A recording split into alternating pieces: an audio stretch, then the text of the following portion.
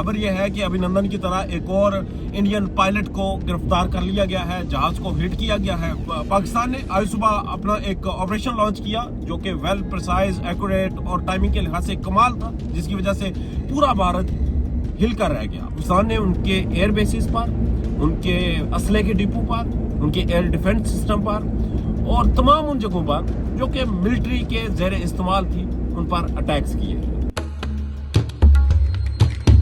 Welcome जी मेरे social media platform से, मैं हूं फकार बगा। आज बड़ी हिस्टोरिकल रात और फिर दिन गुजरा। खबर यह है कि अभिनंदन की तरह एक और इंडियन पायलट को गिरफ्तार कर लिया गया है, जहाज को हिट किया गया है। खबर कंफर्म नहीं, उसकी बहरहाल जो चीजें कंफर्म हुई वो आपके सामने रखते हैं।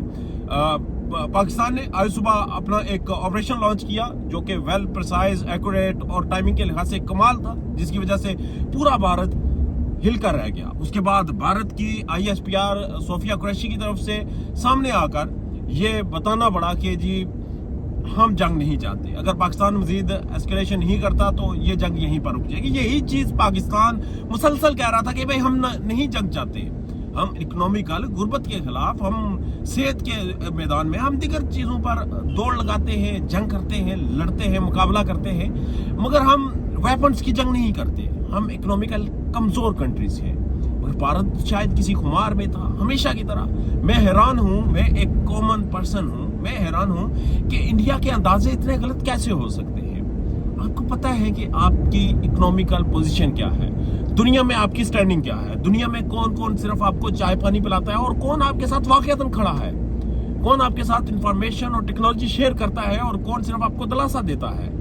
बहरहाल जंग शुरू हुई इंडिया की तरफ से मदरसों के ऊपर, मासूम बच्चों के ऊपर, मसाजिद के ऊपर, और फिर आखिरी उनका अटैक जो था वो पाकिस्तान के एयर बेसिस पर था।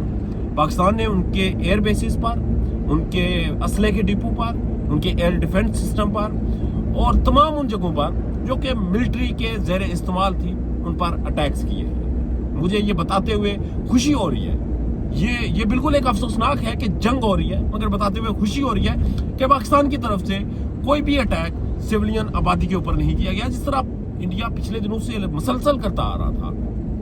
रात को पिंडी के ऊपर जिस तरह से मिसाइल्स मारे गए, उसके पहले रावलपिंडी फूड स्ट्रीट पर जिस तरह ड्रोन्स गिराए गए, लाहौर में, बहावल नगर में, मुख्तलिफ इलाकों में इंडिया शायद किसी और खुमार में था। बहरहाल इंडिया की जो इंफॉर्मेशन है वो इस कदर गैर वो तस्दीक शुदा होती है कि इंडिया को कोई गुमान था कि पाकिस्तान कुछ नहीं करेगा या पाकिस्तान के पास वो सलाहियत नहीं।